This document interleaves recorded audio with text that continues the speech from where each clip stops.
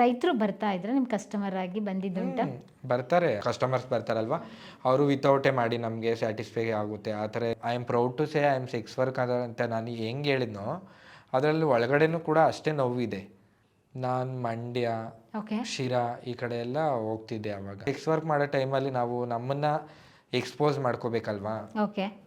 ನಾವೆಷ್ಟು ಸುಂದರವಾಗಿ ಕಾಣಿಸಿದ್ರೆ ಅಷ್ಟು ಅಟ್ರಾಕ್ಟಿವ್ ಆಗಿ ಕಸ್ಟಮರ್ಸು ಬರ್ತಾರೆ ನಮಗೆ. ನಾವು ರೋಡಲ್ಲಿ ನಿಂತ್ಕೋತೀವಿ ಅಷ್ಟೇ, ಅವ್ರು ದುಡ್ಡು ಕೊಟ್ಟರೆ ವರ್ಕ್ ಮಾಡ್ತೀವಿ, ಇಲ್ವಾ ಅವ್ನು ದುಡ್ಡೊಂದು ಸಿಕ್ಕಿದ್ರೆ ಸಾಕು. ಯಾರಾದ್ರೂ ಸರ್ಟೈನ್ ಏಜ್ ಅಂತಿರುತ್ತೆ, 18+ ಇದ್ದರೆ ಅಕ್ಸೆಪ್ಟ್ ಮಾಡ್ತೀವಿ, ಬಿಲೋ 18ಗೆ ಅಕ್ಸೆಪ್ಟ್ ಮಾಡಲ್ಲ. ಜೆಂಡರ್ ಚೇಂಜ್ ಮಾಡ್ಕೊಂಡ್ಮೇಲೆ ದುಡ್ಡು ಜಾಸ್ತಿ ಇನ್ವೆಸ್ಟ್ಮೆಂಟ್ ಮಾಡಬೇಕು. ನಮ್ಮ ಬಾಡಿ ಮೇಲೇ ಆಗಿರ್ಬೋದು, ಹೆಲ್ತ್ ಇಶ್ಯೂಸ್ ಆಗಿರ್ಬೋದು, ಬೇರೆ ಬೇರೆ ಥರ ಇಶ್ಯೂಸ್ ಆಗಿರ್ಬೋದು, ಅವೆಲ್ಲ ಆಗುತ್ತೆ ಅಂತ ಹೇಳ್ಬಿಟ್ಟು ನಾವು ಸೇಫ್ಟಿನ ಯೂಸ್ ಮಾಡ್ತೀವಿ. ಹಿಂಸೆ ಪಡಿಸಿ ಬಲವಂತವಾಗಿ ಸೆಕ್ಸ್ ಮಾಡೋದಾಗಿರ್ಬೋದು ಅವೆಲ್ಲ ಆಗಿದೆ. ಮಚ್ಚ ನೀನು ಹೋಗಿ ಇವಾಗ, ಮಚ್ಚ ನಾನು ಹೋಗ್ತೀನಿ ನೆಕ್ಸ್ಟು, ಈ ಥರ ಎಲ್ಲ ಮಾತಾಡ್ಕೊಂಡು ಬರ್ತಾರೆ. ತುಂಬಾ ಹಿಂಸೆ ಕೊಡ್ತಾರೆ. ಅವರು ಹೇಳ್ತಾರೆ ನಮಗೇನೋ ಪ್ರಾಬ್ಲಮ್ ಆಗಿತ್ತು, ನಮ್ಮ ಹೆಂಡ್ತಿ ಈ ಥರ ಬಿಟ್ಟು ಹೋದರು, ಆ ಪ್ರಾಬ್ಲಮ್ಸ್ನೆಲ್ಲ ನಮ್ಮ ಹತ್ರ ಹೇಳ್ಬಿಟ್ಟು ಅವರು ದುಃಖ ಪಡಿರೋ ದುಡ್ಡು ಕೊಟ್ಬಿಟ್ಟು ಸುಮ್ಮನೆ ನಮ್ಮ ಹತ್ರ ಶೇರ್ ಮಾಡ್ಕೊಳಕ್ಕೂ ಬರ್ತಾರೆ ಕೆಲವರು. 2 ವರ್ಷದಲ್ಲಿ ಸೆಕ್ಸ್ ವರ್ಕರ್ ಆಗಿದ್ದಾಗ ಎಷ್ಟು ದುಡ್ಡನ್ನು ಸೇವ್ ಮಾಡಿದ್ರಿ? ಎಷ್ಟು ಅರ್ನ್ ಮಾಡಿದ್ರಿ? ಎಷ್ಟು ಖರ್ಚು ಮಾಡ್ಕೊಂಡ್ರಿ? ಅಂದರೆ ಅರ್ನ್ ಮಾಡ್ತೀವಿ, ಅರ್ನ್ ಮಾಡಿದ್ಮೇಲೆ ನಮಗೆ ಸರ್ಜರಿಗಳಿಗೆ ಸಾಲ ಅಂತಿರ್ತದೆ, ಬೇರೆ ದೊಡ್ಡವ್ರಿಗೆ ಕೊಡೋದು ಆಗಿರ್ಬೋದು, ಸಾಲಗಳಾಗಿರ್ಬೋದು, ಅವನ್ನೆಲ್ಲ ಮಾಡಿ ದುಡ್ಡನ್ನ ಸೇವಿಂಗ್ ಮಾಡೋದು. ಇದುವರೆಗೂ ನಾನು ಏನು ಅಷ್ಟೊಂದು ಸೇವ್ ಮಾಡಿಲ್ಲ. ಆವಾಗ ಸೆಕ್ಸ್ ವರ್ಕ್ ಮಾಡ್ತಾ ಇದ್ದಾಗ ಎಷ್ಟು ಸೇವ್ ಮಾಡಿದ್ರಿ? ಅದರಿಂದ ಹೊರಗಡೆ ಬಿಟ್ಟು ಬಂದಾಗ ನಮಗೊಂದು ಆದಾಯದ ಮೂಲ ಬೇಕು, ನೆಕ್ಸ್ಟ್ ಒಂದು ಸೆಲೆಕ್ಷನ್ ಮಾಡ್ಕೋಬೇಕು ಅಂದರೂ ಕೂಡ ಇಷ್ಟಿದೆಯಪ್ಪ, ಇಂತಿಷ್ಟು ದಿನ ಕೆಲಸ ಸಿಕ್ಕಿಲ್ಲ ಅಂದರೂ ಕೂಡ ನಾನು ಜೀವನ ನಡೆಸ್ತೀನಿ ಅಂತ ಹೇಳಿದಾಗ ನಿಮಗೆ ಆ ಧೈರ್ಯ ಬರಬೇಕು ಅಂದರೆ ಇಲ್ಲಿ ಹಣಕಾಸು ಕೂಡ ಮುಖ್ಯ ಆಗುತ್ತಲ್ಲ. ಹೌದು, ಬಟ್ ನಾವು ಅಷ್ಟು ಇದು ಮೈಂಡ್ ಓಡಿಸ್ಲಿರಲಿಲ್ಲ. ಅವಾಗೇನೆಂದರೆ ನಾವು ಜೆಂಡರ್ ಚೇಂಜ್ ಮಾಡ್ಕೋಬೇಕು, ಆ ಸರ್ಜರಿ ಮಾಡಿಸ್ಕೋಬೇಕು, ಈ ಲೇಸರ್ ಟ್ರೀಟ್ಮೆಂಟ್ ಮಾಡಿಸ್ಕೋಬೇಕು. ಲೇಸರ್ ಟ್ರೀಟ್ಮೆಂಟ್ ಮಾಡಿಸಿದ್ದೀರಾ? ಹೌದು. ಓಕೆ. ನಾವು ಬೇರೆ ಬೇರೆ ಥರ ಖರ್ಚುಗಳಿರ್ತವೆ. ಇವಾಗ ಒಂದು ಜೆಂಡರ್ ಚೇಂಜ್ ಮಾಡ್ಕೊಬೇಕಾದ್ರೆ ಇದು ಈಸಿ ಅಲ್ಲ. ಎಲ್ಲ ದುಡ್ಡಿನ ಪ್ರಪಂಚದಲ್ಲಿ ನಾವು ಒಂದು ಜೆಂಡರು ಅಂದರೆ ನಾವು ಹೊರಗಡೆ ಹೋದಾಗ ಅಂದರೆ ಇವಾಗ ನಾರ್ಮಲ್ ಪರ್ಸನ್, ಇವಾಗ ಒಂದು ಬಾಡಿಗೆನೇ, ಒಂದು ಮನೇನ ನಾವು ಬಾಡಿಗೆ ತೊಗೋತೀವಿ ಅಂದರೆ ನಾರ್ಮಲ್ ಇವಾಗ ಗಂಡು ಹೆಣ್ಣಿಗೆ ಒಂಥರ ಬಾಡಿಗೆ ಹೇಳ್ತಾರೆ, ನಾವು ಹೋದರೆ ಒಂಥರ ಜಾಸ್ತಿ ಬಾಡಿಗೆ ಹೇಳ್ತಾರೆ. ಯಾಕೆ ಅಂದರೆ ನಾವು ಸೆಕ್ಸ್ ವರ್ಕ್ ಮಾಡ್ತೀವಿ, ಬೆಗ್ಗಿಂಗ್ ಮಾಡ್ತೀವಿ, ಕೊಡ್ತಾರೆ ಅಂತ ಜಾಸ್ತಿ ಹೇಳ್ತಾರೆ. ಯಾಕಂದರೆ ನಾವು ಎಲ್ಲೇ ಹೋದ್ರೂ ನಮಗೆ ಜಾಸ್ತಿ ಕಾಸ್ಟ್ನ ಇದು ಮಾಡ್ತಾರೆ. ಸೊ ಹಾಗಾಗಿ ನಮ್ಮ ಜೆಂಡರ್ ಚೇಂಜ್ ಮಾಡ್ಕೊಳ್ಳೋದು ಬದಲಾಗಿ ನಾವು ಜೆಂಡರ್ ಚೇಂಜ್ ಮಾಡ್ಕೊಳೋದೇ ಅಲ್ಲ, ಜೆಂಡರ್ ಚೇಂಜ್ ಮಾಡ್ಕೊಂಡ್ಮೇಲೆ ದುಡ್ಡು ಜಾಸ್ತಿ ಇನ್ವೆಸ್ಟ್ಮೆಂಟ್ ಮಾಡಬೇಕು. ನಮ್ಮ ಬಾಡಿ ಮೇಲೇ ಆಗಿರ್ಬೋದು, ತುಂಬಾ ಇನ್ವೆಸ್ಟ್ಮೆಂಟ್ ಮಾಡಬೇಕಾಗಿರುತ್ತೆ. ಓಕೆ. ನಿಮ್ಮ ಬಾಡಿಲಿ ಎಷ್ಟು ಸರ್ಜರಿ ಆಗಿದೆ ಇವಾಗ? ಏನೇನು ಸರ್ಜರಿ ಮಾಡಿಸ್ಕೊಂಡಿದ್ದೀರಾ ನೀವು? ನಾವು ಬ್ರೆಸ್ಟ್ ಇಂಪ್ಲಾಂಟೇಷನ್ ಮತ್ತು ಸೆಕ್ಸ್ ಜೆಂಡರ್ ಚೇಂಜ್ ಮಾಡ್ಕೊಂಡಿದ್ದೀವಿ. ಲೇಸರು ಮಾಡಿಸ್ಕೋತಾ ಇರ್ತೀವಿ, ಮಂತ್ಲಿ ಲೇಸರ್ ಮಾಡಿಸ್ಕೋತೀವಿ ನಾವು. ಓಕೆ. ಅದು ಕಾಮನ್ ಆಗಿ ಬೇಕಾದ್ರೆ ಹೇರ್ ಬೆಳೆಯುತ್ತೆ ಅಂತಲ್ಲ? ರಿಮೂವಲ್. ಓಕೆ. ಅಂದರೆ ಪರ್ಮನೆಂಟ್ ಆಗಿ ಅದಕ್ಕೇನು ಪರಿಹಾರ ನೀವು ಮಾಡ್ಕೊಂಡಿಲ್ವಾ? ಅದಕ್ಕೆ ಪರ್ಮನೆಂಟ್ ಸೊಲ್ಯೂಷನ್ ಅಂತ ಏನಿಲ್ಲ. ಹಾರ್ಮೋನ್ಸ್ ತಗೋತಾ ಇದ್ರೆ ದಿನೇ ದಿನೇ ಅದೇ ಏರ್ಸ್ ಕಮ್ಮಿ ಆಗುತ್ತೆ. ಓಕೆ. ನಾನು ಕೇಳಿದ್ದೆ ನೀವು ರೆಗ್ಯುಲರ್ ಆಗಿ ನೀವು ಈ ಥರ ಎಲ್ಲ ಆಪ್ರೇಷನ್ ಮಾಡಿಸ್ಕೊಂಡಾದ ನಂತರ ರೆಗ್ಯುಲರ್ ಆಗಿ ಅಂದರೆ ಅಂಟಿಲ್ ಯು ಲೈಫ್ ಎಂಡ್ ಆಗೋವರೆಗೂ ಟ್ಯಾಬ್ಲೆಟ್ ತಗೋಬೇಕು ಅಂತ, ಹೌದಾ? ಆ ಥರ ಇರುತ್ತಾ? ಆ ಥರ ನಾವು ತಗೊಂಡ್ರೆ ತಗೋಬೋದು, ಇಲ್ಲಾಂದರೆ ಏನು ಆ ಪ್ರಾಬ್ಲಮ್ ಆಗಲ್ಲ. ಅಂದರೆ ಕೆಲವರು ಹಾರ್ಮೋನ್ಸ್ ಕೋರ್ಸಸ್ ಇರುತ್ತೆ, ಅದು ಇಷ್ಟು ದಿನ ತಗೋಬೇಕು ಅಂತ. ರೆಗ್ಯುಲರಾಗಿ ಏನು ಟ್ಯಾಬ್ಲೆಟ್ಸ್ ಏನು ತಗೊಳ್ಳೋದಿರ ಇಲ್ಲ. ಸೆಕ್ಸ್ ವರ್ಕ್ ಮಾಡ್ಬೇಕಾದ್ರೆ ಸೇಫ್ಟಿ ಎಲ್ಲ ಯೂಸ್ ಮಾಡ್ತಾ ಇದ್ರ? ಅದ್ರ ಬಗ್ಗೆ ಅವೇರ್ ಇತ್ತಾ ನಿಮಗೆ? ಹೌದು, ನಮ್ಮ ಕಮ್ಯುನಿಟಿಯಲ್ಲಿ ಯಾರೂ ಅಷ್ಟೇ ಸೆಕ್ಸ್ ವರ್ಕ್ ಮಾಡಬೇಕಾದ್ರೆ ನಮ್ಮ ಕಮ್ಯುನಿಟಿ ಅವ್ರಿಗೆ ಮೀಟಿಂಗ್ಸ್ ಅಂತ ನಡೆಯುತ್ತೆ. ನಮ್ಮದೇ NGOಗಳಿರ್ತವೆ, ಅವರು ಅವೇರ್ನೆಸ್ ಕೊಡ್ತಾರೆ. ನಮ್ಮ ಕಮ್ಯುನಿಟಿ ಅವರು ಅವೇರ್ನೆಸ್ ಕೊಡ್ತಾರೆ. ಯಾಕಂದರೆ ನಾವು ಸೇಫ್ಟಿ ಯೂಸ್ ಮಾಡದೇ ಇದ್ದರೆ ಏನೇನೆಲ್ಲ ಪ್ರಾಬ್ಲಮ್ಸ್ ಬರುತ್ತೆ, ಮೆಡಿಕಲ್ ಹೆಲ್ತ್ ಇಶ್ಯೂಸ್ ಆಗಿರ್ಬೋದು, ಬೇರೆ ಬೇರೆ ಥರ ಇಶ್ಯೂಸ್ ಆಗಿರ್ಬೋದು, ಅವೆಲ್ಲ ಆಗುತ್ತೆ ಅಂತ ಹೇಳ್ಬಿಟ್ಟು ನಾವು ಸೇಫ್ಟಿನ ಯೂಸ್ ಮಾಡ್ತೀವಿ. ಓಕೆ. ಅಂದರೆ ಕಸ್ಟಮರ್ಗೆ ಹೇಗೆ ಕನ್ವೆ ಮಾಡ್ತೀರಾ ನೀವು? ಅವರು ಕೆಲವ್ರು ಹೇಳ್ತಾರೆ ವಿತೌಟ್ ಮಾಡಿ ಅಂತ, ನಾವು ಹೇಳ್ತೀವಿ ಈ ಥರ ಎಲ್ಲ ಪ್ರಾಬ್ಲಮ್ಸ್ ಬರುತ್ತೆ ವಿತೌಟ್ ಕಾಂಡಮು. ಕೆಲವರು ಹೇಳ್ತಾರೆ. ಕೆಲವರು ಎಜುಕೇಟೆಡ್ ಪರ್ಸನ್ ಬಂದರೆ ಅವರು ಹೇಳತ್ತೆ, ಪ್ರಶ್ನೆ ಮಾಡಲ್ಲ. ಕೆಲವರು ಅನ್ಎಜುಕೇಟೆಡ್ ಕಸ್ಟಮರ್ಸ್ ಬರ್ತಾರಲ್ವ, ಅವರು ವಿತೌಟೇ ಮಾಡಿ ನಮಗೆ ಸ್ಯಾಟಿಸ್ಫೈ ಆಗುತ್ತೆ ಆ ಥರ ಎಲ್ಲ ಮಾತಾಡ್ತಾರೆ. ಬಟ್ ಆ ಥರ ಹೇಳಿದಾಗ ನಾವು ಅವ್ರಿಗೆ ಬುದ್ಧಿ ಹೇಳ್ತೀವಿ, ನಾವು ಸೆಕ್ಸ್ ವರ್ಕರ್ಸು, ನಮ್ಮ ಹತ್ರ ಈ ಥರ ಎಲ್ಲ ಮಾಡಬಾರ್ದು ಅಂತ ನಾವು ಅವ್ರಿಗೆ ಬುದ್ಧಿ ಹೇಳ್ತೀವಿ. ಈ ಥರ ಎಲ್ಲ ಮಾಡಿದ್ರೆ ನಿಮಗೂ ಹೆಲ್ತ್ ಹಾಳಾಗುತ್ತೆ, ನಮಗೂ ಹೆಲ್ತ್ ಹಾಳಾಗುತ್ತೆ ಅಂತ ನಾವು ಅವ್ರಿಗೆ ಸಜೆಸ್ಟ್ ಮಾಡ್ತೀವಿ. ಓಕೆ. ಒಂದು ವೇಳೆ ಅವ್ರು ಒಪ್ಕೊಂಡಿಲ್ಲ ಅಂದರೆ ಅವ್ರ ದುಡ್ಡು ವಾಪಸ್ ಕೊಟ್ಟು ಕಳ್ಬಿಡಿಸು, ನಾವು ಮಾಡಲ್ಲ ಅಂತ ವಾಪಸ್ ಕಳಿಸ್ತೀವಿ. ಹಾಗಾದರೆ ನೀವು ಎಷ್ಟೇ ದುಡ್ಡು ಕೊಟ್ಟರು ಕೂಡ ವಿತೌಟ್ ಸೇಫ್ಟಿ ನೀವು ಸೆಕ್ಸ್ ಮಾಡ್ತಾ ಇರಲಿಲ್ಲ. ಗುಡ್. ಅದ್ರ ಜೊತೆ ಯಾವ ಥರ ಕಸ್ಟಮರ್ ಬರ್ತಾ ಇದ್ರು? ಅವರೇಜು ಅಂದರೆ ಅನ್ಎಜುಕೇಟೆಡ್ ಅಂತ ಹೇಳಿದ್ರಿ, ಮತ್ತು ಯಾರೋ ಯಂಗ್ ಪೀಪಲ್ ಬಂದು ಡ್ರಗ್ಗಿಸ್ಟ್ ಬಂದ ಅಂತ ಹೇಳಿದ್ರಿ. ಆ ಥರ ತಗೊಂಡ್ರೆ ನೀವು ಅವರೇಜ್ 2 ವರ್ಷದಲ್ಲಿ ಯಾವ್ಯಾವ ಕೆಟಗರಿ ಕಸ್ಟಮರ್ ಬಂದರು? ಅಂದರೆ ಲೈಕ್ ತುಂಬ ಎಜುಕೇಟೆಡ್ ಬಂದ್ರಾ, ಅನ್ಎಜುಕೇಟೆಡ್ ಬಂದ್ರಾ, ಅಥವಾ ಯೂತ್ ಬಂದ್ರಾ, ಅಥವಾ ಮ್ಯಾರಿಡ್ ಆಗಿರೋರು ಬಂದ್ರಾ, ಅಥವಾ ಬೇರೆ ಬೇರೆ ಕೆಲಸದವರು, ಹೇಗೆ ಏನು? ನಾರ್ಮಲಾಗಿ ಎಲ್ಲನೂ ಅಟ್ರಾಕ್ಟ್ ಆಗ್ತಾರೆ. ಕೆಲವ್ರು ಬರ್ತಾರೆ, ಕೆಲವ್ರು ಬರಲ್ಲ ಅಷ್ಟೇ. ಓಕೆ. ಅದರಲ್ಲಿ ಇಂಥವರೇ ಬರ್ತಾರೆ ಅಂತ ಏನಿಲ್ಲ. ನಮ್ಮ ದುಡ್ಡೊಂದು ಸಿಕ್ಕಿದ್ರೆ ಸಾಕು ಯಾರಾದ್ರೂ. ಅಂದರೆ ಒಂದು ಸರ್ಟೈನ್ ಏಜ್ ಅಂತಿರುತ್ತೆ, 18+ ಇದ್ದರೆ ಅಕ್ಸೆಪ್ಟ್ ಮಾಡ್ತೀವಿ, ಬಿಲೋ 18ಗೆ ಅಕ್ಸೆಪ್ಟ್ ಮಾಡಲ್ಲ. ಓಕೆ. ಅಂದರೆ ನಿಮಗೆ ನೋಡಿದ ತಕ್ಷಣ ಗೊತ್ತಾಗುತ್ತಾ? ಹಾಂ, ಗೊತ್ತಾಗುತ್ತೆ. ಓಕೆ. ಕೆಲವರು ಚೆನ್ನಾಗಿ ಎಜುಕೇಟರ್ಸು ಬರ್ತಾರೆ, ಯಂಗ್ಸ್ಟರ್ಸು ಬರ್ತಾರೆ. ಅದನ್ನೆಲ್ಲ ಅಟೆಂಡ್ ಮಾಡಿದ್ದೀವಿ. ಓಕೆ. ಅಂದರೆ ಕಾಲೇಜ್ ಹುಡುಗರು ಬರ್ತಾ ಇದ್ರಾ, ಹೇಗೆ ಏನು? ಕಾಲೇಜ್ ಹುಡುಗರು ಬರ್ತಾರೆ. ಅಂದರೆ ಅವ್ರಿಗೂ ಒಂದು ಅಟ್ರಾಕ್ಷನ್ ಅಲ್ವಾ. ಅಂದರೆ ನಿಮ್ಮ ಹತ್ರ ಯಾರಾದರೂ ಬಂದು ಪರ್ಸ್ನಲಾಗಿ ಏನಾದ್ರು ಫೀಲಿಂಗ್ಸ್ನ ಶೇರ್ ಮಾಡ್ಕೊಂಡಿದ್ದುಂಟಾ? ಅವ್ರ ಮನೆ ಕಷ್ಟ ಸುಖಗಳಾಗಿರ್ಬೋದು, ಅಥವಾ ನಾನೇನಕ್ಕೆ ಬಂದೆ ನಿಮ್ಮ ಹತ್ರ ಅಂತ ಹೇಳಿ? ಕೆಲವರು ಬರ್ತಾರೆ, ಕಸ್ಟಮರ್ ಥರನೇ ಬರ್ತಾರೆ. ಒಳಗಡೆ ಹೋದ್ಮೇಲೆ ಅವ್ರು ಏನು ಸೆಕ್ಸ್ ಮಾಡೋದಿಲ್ಲ. ಅವ್ರು ಹೇಳ್ತಾರೆ ನಮಗೇನೋ ಪ್ರಾಬ್ಲಮ್ ಆಗಿತ್ತು, ನಮ್ಮ ಹೆಂಡ್ತಿ ಈ ಥರ ಬಿಟ್ಟು ಹೋದ್ರು. ಆ ಪ್ರಾಬ್ಲಮ್ಸ್ನೆಲ್ಲ ನಮ್ಮ ಹತ್ರ ಹೇಳ್ಬಿಟ್ಟು ಅವರು ದುಃಖ ಪಡಿರೋ ದುಡ್ಡು ಕೊಟ್ಬಿಟ್ಟು ಸುಮ್ಮನೆ ನಮ್ಮ ಹತ್ರ ಶೇರ್ ಮಾಡ್ಕೊಳಕ್ಕೂ ಬರ್ತಾರೆ ಕೆಲವರು. ಅವ್ರ ಕಷ್ಟನೇ ಹೇಳ್ಕೊಂಡು ಇವಾಗ ಒಂದು ಯಾವುದೇ ಒಂದು ಪರ್ಸನ್ನು ಒಂದು ಕಷ್ಟ ಅಂತಿದ್ದಾಗ ಬೇರೆಯವ್ರ ಹತ್ರ ಶೇರ್ ಮಾಡ್ಕೊಂಡಾಗ ಅವ್ರ ನೋವು ಸ್ವಲ್ಪ ಕಮ್ಮಿ ಆಗುತ್ತೆ ಅಂತಾರಲ್ವ, ಅದಕ್ಕೂ ಸಹ ಬರ್ತಾರೆ. ಯಾರು ನಮ್ಮನ್ನ ಬರೀ ಅದೇ ಉದ್ದೇಶವಾಗೇ ಬರಲ್ಲ. ಅವ್ರ ನೋವನ್ನ ಹೇಳ್ಕೊತಾರೆ, ಅವ್ರ ಕಷ್ಟನೇ ಹೇಳ್ಕೊಂಡು ನಮ್ಗೆ ಹಿಂಗಾಯಿತು, ಈ ಥರ ಆಯಿತು ಅಂತ ಹೇಳ್ಬಿಟ್ಟು ನಮ್ಮ ಮುಂದೆ ನೋವು ಪಟ್ಕೊಂಡು ಅವರ ಒಂದು ದುಃಖನ ಹೇಳ್ಕೊಂಡು ನೋವನ್ನ ಕಡಿಮೆ ಮಾಡ್ಕೊಳ್ಳೋಕ್ಕೂ ಬರ್ತಾರೆ ಕೆಲವರು. ಅಂದರೆ ಯಾವ್ಯಾವ ಊರಿಂದ ಬರ್ತಾ ಇದ್ರು? ಏನಾದರೂ ಐಡಿಯಾಸ್ ಇದೆಯಾ? ಆ ಥರ ಏನಾದರೂ ನಿಮ್ಮ ಹತ್ರ ಶೇರ್ ಮಾಡ್ಕೊಂಡಿದ್ದೆ? ಊರುಗಳೆಲ್ಲ ನಾವು ಕೇಳಲ್ಲ ಆ್ಯಕ್ಚುಲಿ. ನಾವು ರೋಡಲ್ಲಿ ನಿಂತ್ಕೋತೀವಿ ಅಷ್ಟೇ. ಅವ್ರು ದುಡ್ಡು ಕೊಟ್ಟರೆ ವರ್ಕ್ ಮಾಡ್ತೀವಿ, ಇಲ್ವಾ ಅವ್ರ ಪಾಡಿಗೆ ಅವ್ರು ಹೋಗ್ತಾರೆ, ನಮ್ಮ ಪಾಡಿಗೆ ನಾವು ಇರ್ತೀವಿ ಅಷ್ಟೇ. ಓಕೆ. ನೀವು ಅದ್ರ ಬಗ್ಗೆ ಏನು ಜಾಸ್ತಿ ಫೋಕಸ್ ಮಾಡಲ್ಲ ನಾವು. ನೀವು 2 ವರ್ಷ ಸೆಕ್ಸ್ ವರ್ಕರ್ ಕೆಲಸ ಮಾಡಿದ್ರಲ್ಲ, ಅದರಲ್ಲಿ ಬೆಸ್ಟ್ ನಿಮಗೆ ಮರೆಯಲಾದಂಥ ಒಂದು ಸನ್ನಿವೇಶ ಯಾವುದು? ಅಂದರೆ ಫಸ್ಟ್ ಫೀಲಿಂಗ್ ನೀವು ಹೇಳಿದ್ರಿ ಯಾರು ಡ್ರಗ್ಗಿಸ್ಟ್ ಬಂದ ಅಂತ. ಬೆಸ್ಟ್, ಅದರಲ್ಲೂ ಕಸ್ಟಮರಲ್ಲೂ ಕೂಡ ಬೆಸ್ಟ್ ಆಗಿರೋರು ಇರ್ತಾರೆ, ಅಂಥದ್ದು ಯಾವುದಾದ್ರು ಶೇರ್ ಮಾಡ್ಕೋಬಹುದಾ? ಆ ಥರ ನಾವು ಬೆಸ್ಟ್ ಇರ್ತಾರೆ, ಬಟ್ ಕೆಲವರು ಅವ್ರದ್ದೇ ಆದಂಥ ವೇಯಲ್ಲಿ ಇರ್ತಾರಲ್ವ. ಕೆಲವರು ತುಂಬಾ ಇಷ್ಟ ಆಗ್ತಾರೆ, ಸೈಲೆಂಟಾಗಿ ಬರ್ತಾರೆ, ದುಡ್ಡು ಕೊಡ್ತಾರೆ, ಅವ್ರ ಕೆಲಸ ಏನು ಮುಗಿಸ್ಕೋತಾರೆ, ಹೋಗ್ತಾರೆ. ಅದು ಬೆಸ್ಟೇ. ಕೆಲವು ಬೆಸ್ಟ್ ಇದೆ, ಅಂದರೆ ತುಂಬ ಬ್ಯಾಡು ಇದೆ. ಓಕೆ. ನೀವು ಬೆಂಗಳೂರು ಒಂದರಲ್ಲೇನಾ ಸೆಕ್ಸ್ ವರ್ಕರ್ ಆಗಿದ್ದು, ಬೇರೆ ಡಿಸ್ಟಿಕ್ಕಿಗೂ ಕೂಡ ಏನಾದರೂ ಹೋಗೋ ಅನಿವಾರ್ಯತೆ ಬಂತಾ ನಿಮಗೆ? ನಾನು ಮಂಡ್ಯ, ಓಕೆ, ಶಿರಾ ಈ ಕಡೆ ಎಲ್ಲ ಹೋಗ್ತಿದ್ದೆ ಆವಾಗ. ಹೇಗೆ ಮಂಡ್ಯ ಶಿರಾಗೆ ಯಾವ ಥರ ಟ್ರಾವೆಲ್ ಮಾಡ್ಕೊಂಡು ಹೋಗ್ತಾ ಇದ್ರು?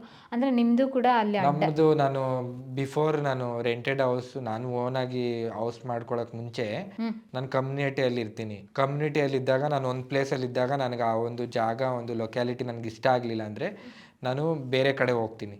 ಬೇರೆ ಒಂದು ನಮ್ಮದೇ ಕಮ್ಯುನಿಟಿಯವರು ಬೇರೆ ಕಡೆ ಇದ್ದರೆ ಅಲ್ಲಿ ಫೋನ್ ಮಾಡ್ಕೊಂಡು ಅಲ್ಲಿಗೆ ಹೋಗ್ತೀವಿ.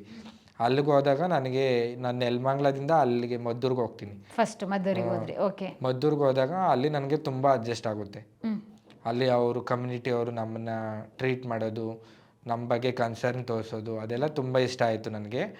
ನಾನು ಸರ್ಜರಿ ಎಲ್ಲ ಮಾಡಿಸ್ಕೊಂಡಿದ್ದು ಮದ್ದೂರಲ್ಲೇ. ಓಕೆ. ಅವರೇ ಕಮ್ಯುನಿಟಿಯವರು ನನ್ನ ತುಂಬ ಚೆನ್ನಾಗಿ ನೋಡಿಕೊಂಡ್ರು.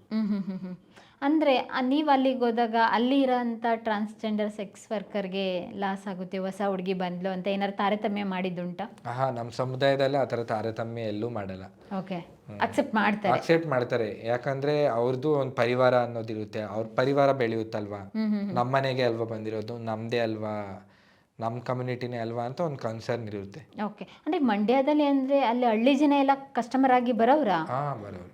ಓಕೆ. ಅಂದರೆ ನೀವು ಇಲ್ಲಿ ಅಷ್ಟು ಚಾರ್ಜ್ ಮಾಡ್ತಾ ಇದ್ರೆ? ಯಾಕೆಂದರೆ ಇಲ್ಲಿ ಸಿಟಿ ಇಲ್ಲ, ಅಲ್ಲೂ ಎಲ್ಲ ಸೇಮ್. ನಾವು ಸಿಟಿ ಆದರೂ ಹಳ್ಳಿ ಆದರೂ ಒಂದೇ ಚಾರ್ಜಸ್ನೇ ನಾನು ಇದು ಮಾಡ್ತಿದ್ದೆ. ಓಕೆ. ಬಟ್ ಅಲ್ಲಿ ಮಂಡ್ಯದಲ್ಲಿದ್ದಾಗ ಅಲ್ಲಿ ನಮಗೆ ಕಮ್ಯುನಿಟಿನೇ ಆಗಿರ್ಬೋದು, ಅಥವಾ ಮದ್ದೂರಲ್ಲಿ ನಮ್ಮನ್ನ ಟ್ರೀಟ್ ಮಾಡೋದು, ಇವಾಗ ಮಾಮೂಲಿ ಕಸ್ಟಮರ್ಸು ಕೂಡ ನಮ್ಮನ್ನ ಯಾವುದೇ ಒಂದು ತಾರತಮ್ಯದಿಂದ ಟ್ರೀಟ್ ಮಾಡಲ್ಲ. ಅಲ್ಲಿ ಎಲ್ಲರೂ ಬೇಗ ಚೆನ್ನಾಗಿ ಹೊಂದ್ಕೊಳ್ತಾರೆ. ಅಲ್ಲಿ ತುಂಬ ಒಳ್ಳೆ ಲೊಕ್ಯಾಲಿಟಿ, ತುಂಬ ಮಂಡ್ಯ ಒಳ್ಳೆಯದಾಗಿ. ಹತ್ರ ಎಲ್ಲಿ? ಮದ್ದೂರಲ್ಲಿ. ಓ, ಮದ್ದೂರು. ಮದ್ದೂರು. ಓಕೆ. ಹಾಂ ಹಾಂ ಹಾಂ.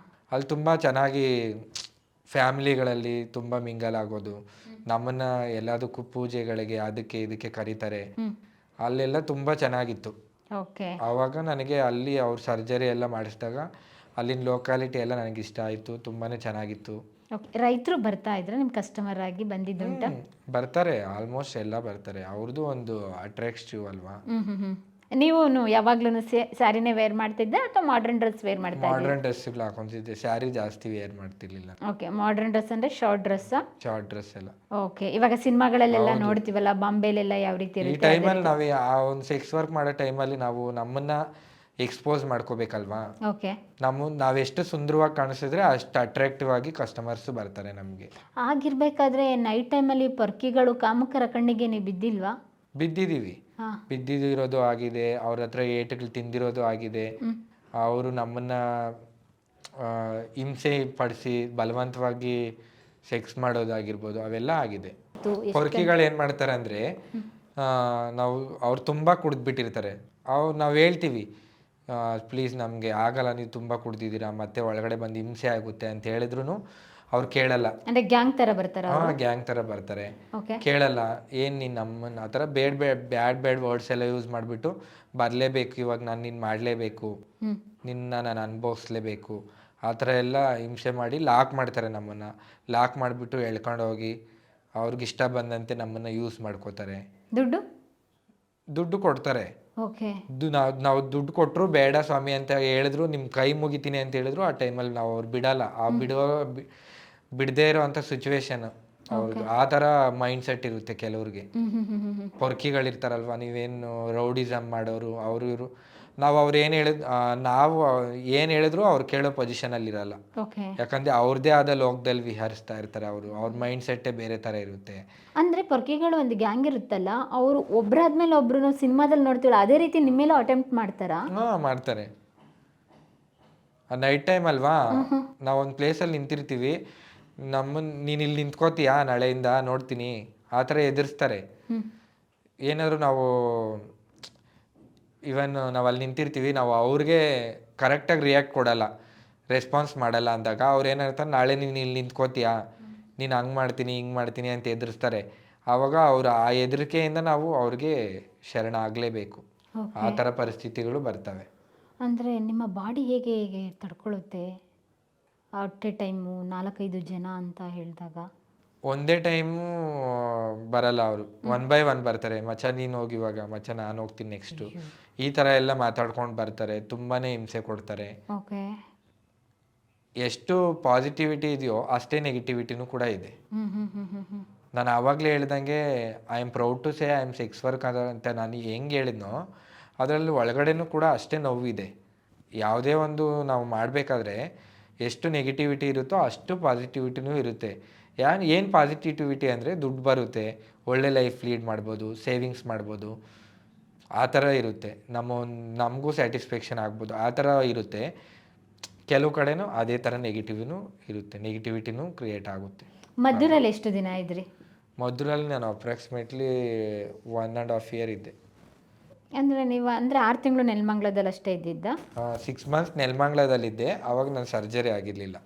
ಸರ್ಜರಿ ಆದ ತಕ್ಷಣನೇ ನೀವು? ನಾನು ಈ ನೆಲಮಂಗಲದಲ್ಲಿ ಸರ್ಜರಿ ಅಂತ ಏನೂ ಮಾಡಿಸ್ಕೊಂಡಿಲ್ಲ. ನಾನು ಮದ್ದೂರಿಗೆ ಹೋದ್ಮೇಲೆ ನನಗೆ ಸರ್ಜರಿ ಮಾಡಿಸ್ಬೇಕು ಅಂತ ಅನಿಸ್ತು. ಅಲ್ಲ, ನೀವು ಸೆಕ್ಸ್ ವರ್ಕ್ ಸ್ಟಾರ್ಟ್ ಮಾಡಿದ್ದೆಲ್ಲಿ? ನೆಲಮಂಗಲನ ಮದ್ದೂರು? ಮದ್ದೂರು ಆದ ನಂತರ ಶಿರಾಗೆ ಹೋಗ್ರಿ ಅಂತ ಹೇಳಿದೆ. ಮದ್ದೂರಲ್ಲೇ ಅಲ್ಲಿ ಶಿರಾಗೆ ಟ್ರಾನ್ಸ್ಪೋರ್ಟ್ ಮಾಡ್ತಾ ಇರ್ತಾರೆ ಅಲ್ಲೂ ಇಲ್ಲೂ.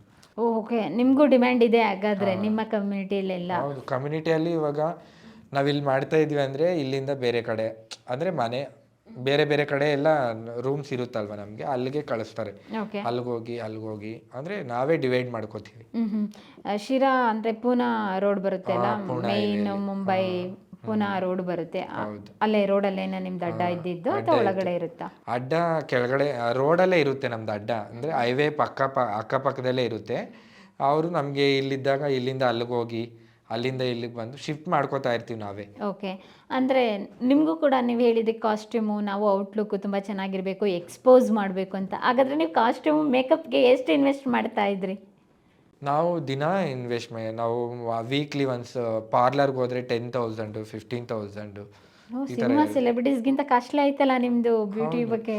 ಯಾಕಂದರೆ ನಾವು ಹುಟ್ಟುತ್ತಾನೆ ಹೆಣ್ಣಾಗಿಲ್ವಲ್ಲ, ಸೊ ಅದಕ್ಕೆ ನಮಗೆ ಖರ್ಚುಗಳು ಅದೇ ಥರನೇ ಇರುತ್ತೆ. ಯಾಕಂದರೆ ಒಂದು ಮೇಲಿಂದ ಫಿಮೇಲ್ ಕನ್ವರ್ಟ್ ಆಗಬೇಕು ಅಂದರೆ ಅದರಲ್ಲಿ ಯಾವುದೇ ಥರ ನಾವು ಪ್ರತಿಯೊಂದಕ್ಕೂ ಹೊಸ್ದಾಗಿ ಪಡಿಬೇಕು ಎಲ್ಲನೂ. ಪ್ರತಿಯೊಂದು ನಾವು ಸ್ಕಿನ್ ಟ್ರೀಟ್ಮೆಂಟ್ ಆಗಿರ್ಬೋದು, ಲೇಸರ್ ಟ್ರೀಟ್ಮೆಂಟ್ ಆಗಿರ್ಬೋದು, ನಮ್ಮ ಬ್ಯೂಟಿ ಟ್ರೀಟ್ಮೆಂಟ್ ಆಗಿರ್ಬೋದು, ಹೊಸ್ದಾಗಿ ನಾವೆಲ್ಲ ಇನ್ವೆಸ್ಟ್ಮೆಂಟ್ ಮಾಡೋದ್ರಿಂದ ನಮ್ಮ ಹಾರ್ಮೋನ್ಸ್ ಕೂಡ ನಮ್ಗೆ ಅಷ್ಟು ಸಪೋರ್ಟ್ ಮಾಡಿರಲ್ವಲ್ಲ. ಕಂಪ್ಲೀಟ್ಲಿ ನಾವು ಫೀಮೇಲ್ ಆದರೆ ನಾವು ನಿಮ್ಮ ಥರ ಇನ್ವೆಸ್ಟ್ಮೆಂಟ್ ನಮಗಿರಲ್ಲ. ಸೊ ನಾವು ಮೇಲಿಂದ ಫೀಮೇಲಾಗಿ ಕನ್ವರ್ಟ್ ಆಗ್ತೀವಿ ಅಂದರೆ ನಮಗೆ ತುಂಬಾ ಇನ್ವೆಸ್ಟ್ಮೆಂಟ್ ಇರುತ್ತೆ. ಓಕೆ. ಬ್ಯೂಟಿ ಪ್ರಾಡಕ್ಟ್ಸ್ ಆಗಿರ್ಬೋದು, ಬ್ಯೂಟಿ ಥಿಂಗ್ಸ್ ಆಗಿರ್ಬೋದು. ಹಾಗಾದರೆ ನಿಮ್ಮದು ಮಂತ್ಲಿ ಹಾಗಾದರೆ ಎಷ್ಟು ಇನ್ವೆಸ್ಟ್ ಮಾಡ್ತಾ ಇರೋ ಬ್ಯೂಟಿಗೆ? ಆಲ್ಮೋಸ್ಟ್ ಅಲ್ಲಿ 1,00,000 ಟುಗೆದರ್ ಆಗದಾ? ಮಂತ್ಲಿ ನಾವು ಒಂದು 20-30 ಆದರೂ ಇನ್ವೆಸ್ಟ್ಮೆಂಟ್ ಮಾಡ್ತೀವಿ. ಓಕೆ. ಇನ್ಕಮ್ ಒಂದು ಹತ್ತತ್ರ ಎಷ್ಟು ಇರ್ತಾ ಇತ್ತು ಮಂತ್ಲಿ ಅವರೇಜ್ ತೊಗೊಂಡ್ರೆ? ಇನ್ಕಮ್ ಏನಂದರೆ ಒಂದು 90,000-80,000. ಖರ್ಚೆಲ್ಲ ಕಳೆದು ಸ್ವಲ್ಪ ಮೇಂಟೈನ್ ಮಾಡ್ಬೋದಿತ್ತು.